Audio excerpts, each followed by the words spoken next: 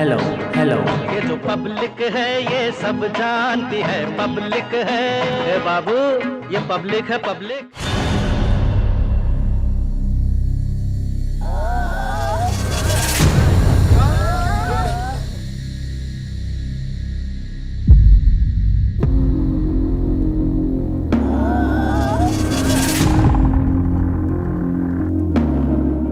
हाथरस के बुलगड़ी गांव में 14 सितंबर 2022 की घटना को याद कर आज भी पीड़िता का परिवार सहर जाता है। उस दिन 4 दबंग युवकों ने गांव की ही रहने वाली एक दलित युवती का जबरन अपहरण कर पहले उसके साथ दुष्कर्म किया और फिर उन दरिंदों का दिल न भरा तो युवती को जान से मारने की कोशिश भी की। युवती को मरा समझकर चारों युवक वहां से भाग निकले, लेकिन बेजान युवती में अभी भी कुछ सांसें बाकी थी। घर वालों को जैसे इस घटना का पता चला, युवती को इलाज के लिए अस्पताल में भर्ती कराया गया, लेकिन शरीर और आत्मा के जख्म इतने गहरे थे कि युवती ने इलाज के दौरान 29 सितंबर 2020 को दम तोड़ दिया। घटना के मीडिया में हाईलाइट होने के बाद पुलिस ने गांव के चारों युवकों को गिरफ्तार किया। इस समय चारों आरोपी युवक अलीगढ़ जेल में हैं। सीबीआई ने मामले की जांच कर चारों आरोपियों के खिलाफ चार्जशीट कोर्ट में दाखिल कर दी है। 16 दिसंबर की तारीख का जिक्र आता है तो दिल्ली की निर्भया याद आती है। वैसे ही 14 सितंबर की तारीख उत्तर प्रदेश के पन्नों में इस तरीके से दर्ज हो गई है कि हाथरस कांड के नाम से इसे जाना जाता है। यही वजह है कि जमीनी हकीकत को समझने के लिए कई दिनों तक इस मामले ने तूल पकड़ी और कई मीडिया कर्मी भी इस गांव में पहुंचे, जहां पर इस वक्त इंडिया टीवी की टीम पहुंची है।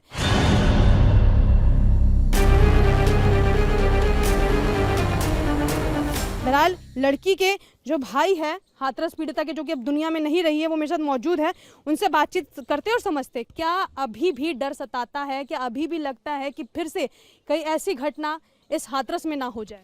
मैम अभी तो सीआरपीएफ की सुरक्षा में हम लोग हैं, तो अभी तो नहीं है अंदर।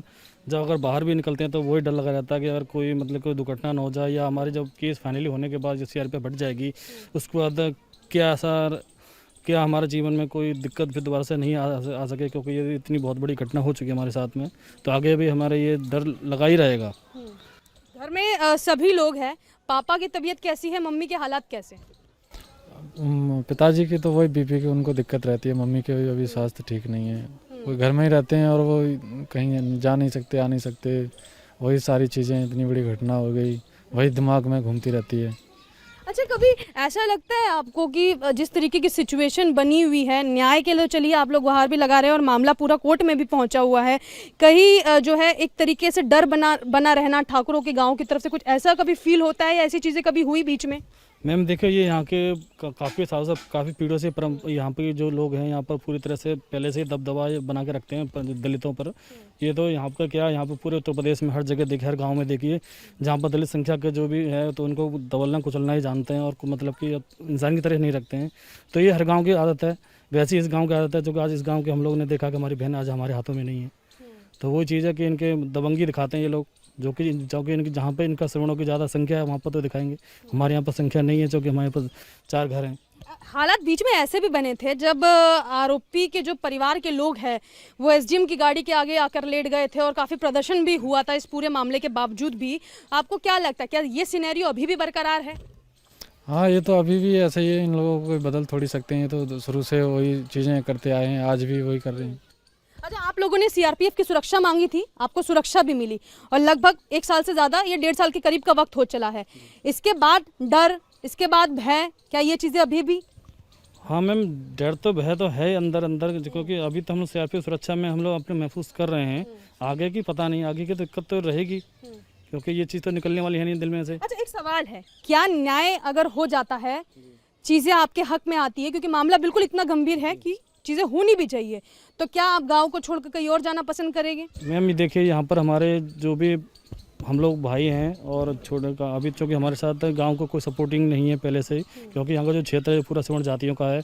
तो यहाँ पर जब हमारी बहन थी जिंदा, जो हॉस्पिटल में जब कोई बंदा यहाँ पर गांव का देखने तक नहीं आया, ना पूछने आया कि कैसी हालत है, तो सर हम अपने गांव का क्या महसूस समझेंगे। तो हमें तो यही है कि हमें अपना जो भी अपने जीवन बचा है उसको अच्छी तरह से कहीं महफूज जगह पे अपना मतलब कि काट सकें। ये डर कह लीजिए या भय कह लीजिए, क्योंकि सरकारें तो दावे बहुत करती है कि सुरक्षा व्यवस्था है, कानून व्यवस्था है, हर तरीके से प्रोटेक्ट कर रहे हैं, हर तरीके से कोशिश कर रहे हैं कि ऐसी घटना फिर ना हो।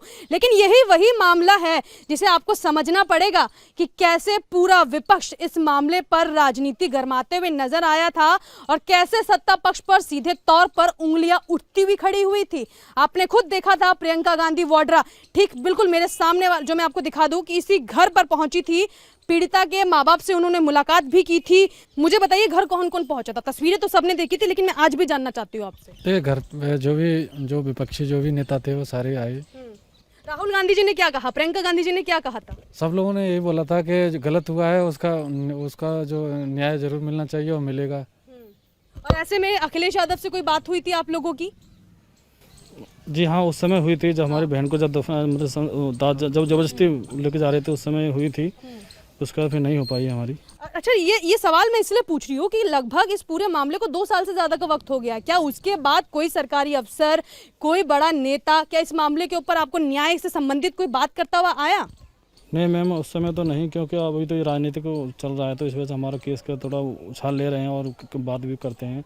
तो ये है कि जो भी दबी हुई बातें वो थी, तो अब थोड़ा चुनाव के मुद्दे से हमारा जो केस है उसको हाईलाइट कर रहे हैं दोबारा से, क्योंकि अभी तक न्याय मिला नहीं। हम 1.5 साल से सीआरपी सुरक्षा कैद में जो हमारा, और कोई नेता भी नहीं पहुंचा? नहीं, अभी तक तो कोई नेता नहीं आया। देखिए, ये देश का दुर्भाग्य कह लीजिए, ये देश की सच्चाई कह लीजिए। राजनीतिक रोटियां सेकने के लिए तमाम नेता जरूर पहुंचते हैं, हर कोई उंगली भी उठाता है, सवाल भी खड़े करता है, लेकिन जब मामला दबते हुए नजर आता है या लगता है कि मामला हक में नहीं है और मामला कोर्ट में पहुंच गया है, तब शायद इन्हीं लोगों की सुध और बुध लेने का कोई नहीं पहुंचता है। अभी आपको दिखा दूं कि एक तरफ जहां पे सीआरपीएफ तैनात है, उसी ठीक सामने वाले घर में जो कि उस लड़की का घर था, हाथरस पीड़िता का जो घर था, वहां पर भी आप देख सकते हैं कि सीआरपीएफ की आपको पूरी यहाँ पर जो है टुकड़ी नजर आ रही होगी, कैंप भी लगे हैं। मैं ये देख रही हूँ कि इस जगह पे तो अब सीआरपीएफ का पूरा कैंप लग गया है, तो बाकी जो जानवरों की जो जगह है बांधने की, कहाँ उनको रखा गया आप लोगों? मैम जो उस समय तो काफ़ी भैंस वगैरह थी हमारे पास, तो हमने सब कुछ हटा दिया, क्योंकि उस समय हमारे पास भूसा वूसा कुछ नहीं था और जो भी कुछ है हमने उस समय सब कुछ हटा दिया था, क्योंकि करने वाला है। जो जानवर भी नहीं पाल पाते होगे आप लोग, क्योंकि घर से ही बाहर नहीं निकल पाते? एक भैंस पाल रखी है, वही बच्चों को दूध के लिए पाल रखी है एक भैंस, उसी से अच्छा, कुछ। क्या घर से बाहर निकलना चाहते हैं आप? जाने की परमिशन दी जाती है? कोई समस्या तो नहीं रहती इसको लेकर? नहीं, जैसे अगर कोई भी जरूरत, जैसे कहीं भी जाना होता है तो जाते हैं सुरक्षा के साथ में ही, और बाकी फिर वापस आ जाते हैं। जैसे घर का कुछ सामान लेना होता है तो सीआरपीएफ के ही जवान चले जाते हैं या आप लोग कभी जाते हैं? नहीं मैम, हम लोग ही जाते हैं, क्योंकि यहाँ पर जो भी कुछ है, जब सीआरपीएफ की सब कुछ निगरानी में सब कुछ होता है, और जो जहाँ पे जाना होगा हमें पहले एप्लीकेशन वगैरह देते अच्छा, हैं। अब तो इच्छा होती होगी ना जल्द से जल्द न्याय मिल जाए, ताकि सीआरपीएफ की जो टुकड़ियां हैं वहाँ से हटे और हम लोग यहाँ से निकले। कभी ऐसी इच्छा होती है, थोड़ा खुल के सांस लेने की इच्छा होती है? मैम ये है कि जो आरोपी हैं वो तो जेल काट रहे हैं, वो तो ठीक है, पर ये हम लोग भी उन कागज जी एक तरह से होम अरेस्ट की तरह से रह रहे हैं, क्योंकि हम लोग भी चाहते हैं कि कहीं जाएं, क्योंकि हम लोग हमेशा से अपना घर बाहर ही सब कुछ कर रहे हैं। अच्छा, यानी कि आप कह रहे हैं कि एक तरफ से आरोपी तो बेशक जो है सरकार की कष्ट में है और पुलिस की पकड़ में है, लेकिन स्थिति आपकी भी बिल्कुल ऐसी हो गई है कि आप निकल भी नहीं पाते हैं। बिल्कुल, वो तो है ही मैम, क्या करें, 1.5 साल हो गया, कोई कहीं जा नहीं रहा है, कमाने कुछ नहीं कर रहा है। जो पड़ोस के घर लोग हैं वो भी डरते हैं इससे भी। हाँ, ये भी अभी भी डरते हैं मैम, कहाँ जाएंगे, क्योंकि उन पर कोई रोजगार है नहीं है, सब कुछ उन्हीं खेतों में जाना पीना या कुछ भी जो कोई उल्टा सीधा बोलते हैं सहन करना पड़ता है। तो आज से वही किस तरीके से, मतलब उल्टा सीधा मतलब समझाना चाहेंगे? कोई भी काम अगर गिर जाता, कोई बच्चा चलाया कुछ कर दिया, तो सब कुछ सहना पड़ना पड़ता है। ठाकुरों के गांव की बता रहे हैं? बिल्कुल बिल्कुल मैम, उसी की बात बता रहा हूँ। इतने बड़े सिनेरियो के बाद, हाथरस कांड के बाद, अभी भी ये चीज बरकरार है कि दलित का अगर कोई बच्चा चले जाता है तो इस तरीके से झगड़ा करने के लिए तैयार हो जाते हैं? हाँ मैम, क्योंकि हम तो सुरक्षा, हमसे हम लोग कोई बच्चा कोई जाता नहीं, कोई भी कुछ नहीं, पर ये हमारे जो मोहल्ले बच्चे वो जाते रहते हैं, तो उनसे उल्टा सीधा बोलते हैं, पर क्या करें। सर, ये है कि आप लोग अब निकल ही नहीं सकते जब तक आप सुरक्षा कर्मियों के उसमें रहेंगे? जी मैम, हम लोग निकल भी नहीं सकते, और फिर हमारा जो भी ऐसे हाईलाइट मामला है, कोई कंपनी में काम भी नहीं देगा मैम। कोई मतलब क्या, आपने कोई रखना भी नहीं चाहता? मैम मेरा जो जहाँ मैं गाजियाबाद में हम लोग दोनों भाई काम करते थे, जहाँ मैं काम करता था उस जगह पर मैंने दोबारा से प्रयास किया, मैंने कि हो सकता है वहाँ पर मेरा दोबारा से काम लग जाए।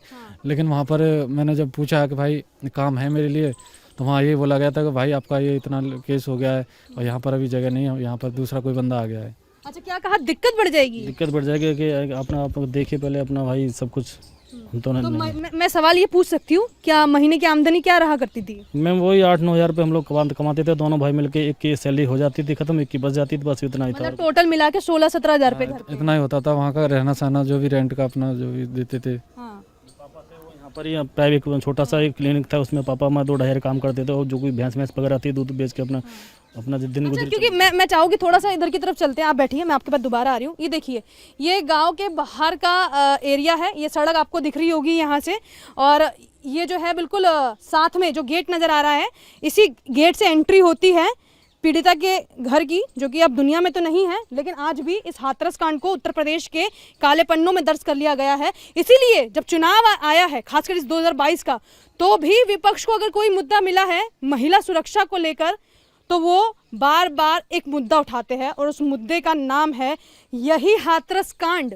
ये देश की पराकाष्ठा है जिसे लोकतंत्र कहा जाता है, ये देश की पराकाष्ठा है जिसे धर्मनिरपेक्ष कहा जाता है, ये देश की पराकाष्ठा है जहां पर इतने बड़े कांड होने के बावजूद भी, जिसका मामला कोर्ट में गया हुआ है, जिसके ऊपर खुद सत्ता पक्ष कह रहा है कि हम न्याय दिलाकर रहेंगे, विपक्ष लगातार सवाल उठा रहा है। प्रियंका गांधी वाड्रा से लेकर अखिलेश यादव से तमाम लोग यहाँ पर पहुंचे, सीआरपीएफ की टुकड़ी तक लगा दी गई, पूरे घर को किलेबंद से कर दिया गया है। 2 साल से ज्यादा का वक्त हो चला है कि घर के लोग बाहर नहीं निकल पा रहे हैं।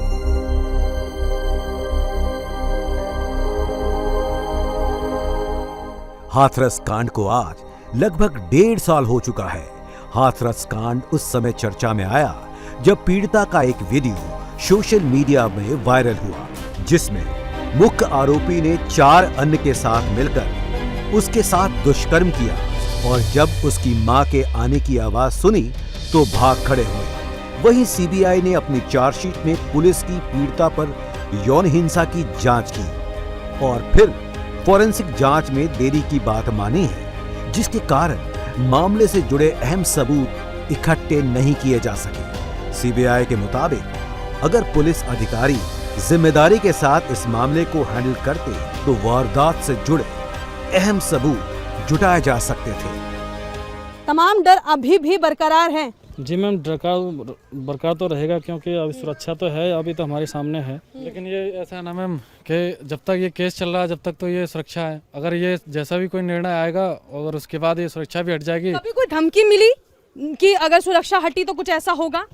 मैम ऐसी धमकी नहीं मिली, पर स्टार्टिंग में धमकियाँ मिली थी। आपने देखा हो कि यहाँ पर जो बंदा था वो धमकियाँ दे रहा था। फिर हमारे पास मोबाइल से मैसेज भी आया था उस समय, और ऐसे मतलब कि काफ़ी बार। क्या मैसेज आया था मोबाइल में? ये बोला गया था, मैं बताता हूँ, ये बोला गया था कि जो सच्चाई है उसको स्वीकार कर लो, अन्यथा भारत भूमि कम पड़ जाएगी। और जो सरकार ने जो बोला था सरकारी नौकरी और आवास और जो मुआवजे के लिए, उसके लिए बोल रहा था कि मतलब ये ख्वाबों में दिखेंगे आपके, भारत भूमि कम पड़ जाएगी आपके पास, भारत भूमि कम पड़ जाएगी छुपने के लिए। ये उस गांव से ये बोला गया, मैसेज दिया गया। इसका मैम जानकारी नहीं मिल पाई कि वो कौन बंदा था। एक नंबर से वो मैसेज आया था, वो सीबीआई की जब जांच चल रही थी उस समय दिया था।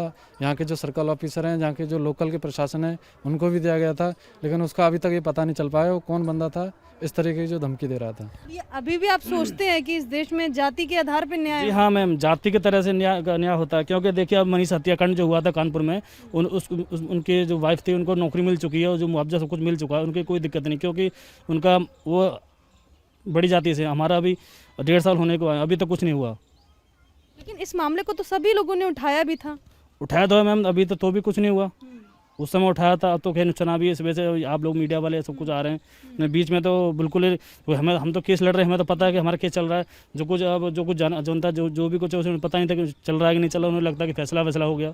अच्छा, लेकिन मुझे बताइए, घर में अभी कितने लोग हैं यहाँ पर? मैम घर में अभी हमारे 6 लोग हैं, और 6 लोग ही मतलब कि वो भी सब कुछ उसी के वहाँ सिक्योरिटी में ही है। पापा की तबीयत खराब रहती है? हाँ सर मैम, मम्मी भी ऐसी चलती रहती हैं, क्योंकि सब लोग जानते हैं कि इतना बड़ा हादसा हुआ है और उसको अभी तक नहीं वो कर पाए। तो वो अच्छा, आपके बच्चे भी छोटे हैं? जी हाँ, मेरे बच्चे भी छोटे। एक बच्ची तो पढ़ने लायक है, पर वो क्या करे, हमने पढ़ने के चक्कर में अपनी बेटी को अपने दूसरे रिश्तेदार में छोड़ रखा है। और जो अभी 2 बच्चे हैं वो भी। बच्चे कहाँ हैं आपके? एक बच्ची है मेरी बड़ी वाली है, 7-8 साल की, तो उसको मैंने अपने रिश्तेदार में छोड़ रखा है पढ़ाने के लिए, क्योंकि यहाँ तो सब यहाँ पर नहीं हो पाएगा। इस वजह से अब मेरे 2 बच्चे वो यहीं पर हैं अभी। वो भी अब एक और बीच वाली वो भी पढ़ने लायक है, पर वो भी नहीं पढ़ पा रही। क्या करे, सुरक्षा का मैटर पूरा वो है। अच्छा, आपको अपनी बेटी के लिए भी डर लगता है? कि डर तो लगा रहेगा, क्योंकि आज बहन के साथ तो कल हमारी बेटी के साथ ना हो। बस यही है कि आगे तक जो भी कुछ जो कुछ होगा आगे के लिए, जो बहन बेटी हमारी कोई ऐसी बहन जो किसी का शिकार ना हो, ऐसे हम काम करेंगे इनके लिए। बाकी बहनों की शादी होगी जिस तरीके से भी आपने शुरुआत में भी बताया था, तो आती हैं मिलने के लिए, आई हैं यहाँ पर, आप आती हैं कोई मैम जब भी आती हैं, जब कोई त्योहार होता है वगैरह, भैया दूज या रक्षाबंधन वगैरह, जब उस समय आती हैं। अक्सर मिलते होगे तो फिर से वो सब यादें ताज़ा होती होगी, रोना भी आता होगा, त्योहार की तरह लगता है? नहीं लगता मैम, लगता ही नहीं है कि त्यौहार है, लेकिन वो क्या करें, वो हमारे बीच बहन नहीं है। कोई किस्सा आप शेयर करना चाहेंगे जो आपको अभी भी याद आता हो कि बहन थी तो ये किया करते थे, बहन थी तो ऐसा कुछ होता था, कुछ बहुत सारे, क्योंकि आप बड़े भी है घर के। मैम क्या किससे क्या मैम, वो ये कि जो भी हमारी जो यादें थी अब तो बिल्कुल वो हो चुकी हैं कि गुमशुदा चुकी कभी हैं। आंखें बंद करते हैं, कभी जब आंखें नम हो जाती हैं याद करते हैं, तो कोई ऐसी बात जो बिल्कुल भाई बहन के बीच का एक अच्छा बॉन्ड, एक कुछ याद आता हो, कुछ ऐसा किस्सा? किस्सा तो मैम यही है कि मैं मेरे बच्चों के साथ बहुत, मेरे बहन को प्रेम था, बहुत अच्छी तरह से उसको रखती थी, हर तरीके से बहुत प्यार करती मेरे बच्चों को, और हर समय वो हंसते खेलते रहती थी। कभी हमने उसको एक थप्पड़ तक नहीं मारा, क्योंकि ऐसी कोई गलती नहीं करती थी, और हम लोग बहुत प्यार करते थे अपनी बहनों को। लेकिन कभी मम्मी को एकदम अचानक से मतलब याद आ जाना और उठना और नाम चिल्लाने लगना, बुलाने लगना, कभी ऐसा मैम हुआ है। गर्मियों में एक बार मम्मी सो रही थी दोपहर में, तो अचानक ही बहन को देखा कि वो हमारे कमरे में बहन आ रही है, तो मम्मी एकदम उठी और मेरे कमरे में आई थी, तो उसका नाम लेके बोल रही थी कि यहाँ पर रोती हुई आई एक तरह से। मैंने कहा मम्मी क्या हुआ, तो मम्मी बोली अभी मैंने देखा कि बहन आई है हमारी, बहुत ज़ोर से रो रही थी। एक आखिरी सवाल, ज़्यादा समय नहीं लूँगी क्योंकि बहुत समय आप दोनों ने मुझे दे दिया है, क्योंकि आपने बताया 4-5 गांव यहाँ पर आपकी बिरादरी के हैं, बाकी दूसरी बिरादरी के गांव हैं। अब इच्छा होती है कि न्याय मिले तो यहाँ से निकले? मैम देखिए, जो भी यहाँ पर जितने भी गांव हैं हमारे इस एरिया में, तो वहाँ पर जो भी कुछ है वो 2-4 घर 10 घर ज़्यादा नहीं है, क्योंकि जो भी संख्या है वो बहुत हमारे क्या उन लोग। लोगों के बीच में भी यही खौफ अभी भी है? मैम होगा ज़रूर, क्योंकि जब यहाँ खौफ है, ये तो हर जगह खौफ है। ये वो लोग क्या बयान करेंगे, हम खुद जब हम खुद झेल रहे हैं तो वो लोग तो खुद बता सकते हैं, जब हमें कुछ पता है, क्योंकि हम लोगों को सब कुछ अपने समाज के लोगों को पता रहता है। मैंने कहीं पढ़ा भी था, इसलिए मैंने ये सवाल पूछा कि आपने उसमें, आप ही लोगों ने शायद कहा था कि जैसे ही न्याय मिलेगा हम यहाँ से जाना चाहेंगे, क्योंकि शायद सीआरपीएफ की सुरक्षा नहीं रहेगी तो जान को भी कहीं ना कहीं खतरा रहेगा। इस तरीके की बातें आप लोगों ने की है? जी मैम, हम तो स्टार्टिंग में की थी कि जब ये घटना, इतनी बड़ी घटना हो गई, और ये जिस दिन से घटना हुई और आज तक 1.5 साल हो गया, गांव से एक बंदा, एक या उसका कोई बच्चा यहाँ घर पे ये तक नहीं पूछने आया कि आप लोग कैसे रह रहे हो, क्या हुआ था। तो मैम ये इस तरीके से कौन रहना यहाँ पसंद अच्छा, यहाँ पे करेगा? मतलब आप बात कर रहे हैं उन लोगों की जो कि आप ही की बिरादरी के लोग हैं, जो आसपास रहते हैं? नहीं, वो तो हमारी जो अपनी बिरादरी के लोग हैं वो लोग तो खैर आते जाते हैं, लेकिन मैं जो सरवड़ जाति के लोग हैं यहाँ पर तो उनकी बात कर रहा हूँ, क्योंकि यहाँ इतनी बड़ी जब घटना होगी तो वो लोग जब से अब तक नहीं आएंगे, तो यहाँ रहने से हमारा क्या फ़ायदा है फिर? यानी कि आप कह रहे हैं कि इस पूरे मामले पे, जो कि इतना गंभीर मामला था, उस पर वो लोग बात करने, देखने या चर्चा करने भी मतलब एक बार भी नहीं पहुंचे? बिल्कुल नहीं आए वो, और अभी आज भी वो आरोपी वो पक्ष में है, वो खड़े हुए पक्ष में है? बिल्कुल पक्ष में है वो। वहीं इस घटना के 1.5 साल बीत जाने के बाद पीड़ित परिवार आज भी इंसाफ मिलने का इंतजार कर रहा है। पीड़िता का परिवार सरकार के वादों के पूरा नहीं होने से भी खफा है। पीड़िता की भाई की माने तो सरकार ने उन्हें आर्थिक मदद के अलावा मकान और परिवार के एक सदस्य को सरकारी नौकरी देने का वादा किया था, लेकिन अभी तक न उन्हें मकान मिला और न ही सरकारी नौकरी। पीड़िता का परिवार भले ही सरकारी वादे नहीं पूरे होने से नाराज हो, लेकिन आज उनका परिवार सीआरपीएफ जवानों की सुरक्षा में खुद को सुरक्षित महसूस कर रहा है। इस घटना को लेकर सियासतें भी खूब हुई। पीड़िता के भाई के अनुसार घटना के इतने दिन बीत जाने के बाद अब उनके घर में न कोई नेता आते हैं और न कोई अफसर। उन्हें आज भी अपनी बहन को इंसाफ मिलने का इंतजार है। हम लोग अभी आपको बताऊं कि जिस तरफ मैं अभी जा रही हूं, ये वो मेन जगह है जहां से लड़की का घर शुरू होता है, और जिस बात को ख़त्म हुए लगभग जो है 2 साल का वक्त हो गया। इसे ख़त्म हुआ कहना शायद गलत होगा, यहाँ पर ये कहना बिल्कुल सही होगा कि जो अधर में लटका न्याय है, या फिर कह लीजिए जो जांच जो अभी जो चल रही है, जो अधर में है, जो अभी तक पूरी नहीं हुई है, उन मामलों की यादें और तमाम चीज़ें आज भी ताज़ा होती हैं। ये लड़की का वो घर है, और यहाँ पीछे की तरफ हम लोग बैठे थे, लड़की के भाई थे जिनसे हमने बातचीत की, और सबसे बड़ा सवाल ये है कि कब इस देश में निर्भया, कब इस देश में हाथरस जैसी घटनाएं बंद होगी। अगर सुरक्षा व्यवस्था मजबूत होगी और बेटियां अपने पैरों पर स्टैंड होगी तो आप अपने देश को तरक्की करते हुए देख सकते हैं, क्योंकि यही आधी आबादी को लेकर प्रियंका गांधी वाड्रा बोल रही है। इसी आधी आबादी को लेकर अखिलेश यादव, मायावती चर्चा कर रहे हैं। शायद इस तरीके की कवरेज अभी तक आपको बाकी मीडिया संस्थानों में देखने के लिए नहीं मिली होगी, लेकिन इंडिया टीवी की पहल यही होती है कि जिस मामले पर चर्चा नहीं हो रही है उस मामले को अस्तित्व में लाया जाए और उस पर चर्चा की जाए। ये रहा हाथरस की कहानी जो कि हमने आपको सुनाई उन्हीं के भाइयों की जुबानी। कैमरा पर्सन राजीव के साथ मैं भावना, इंडिया टीवी, हाथरस।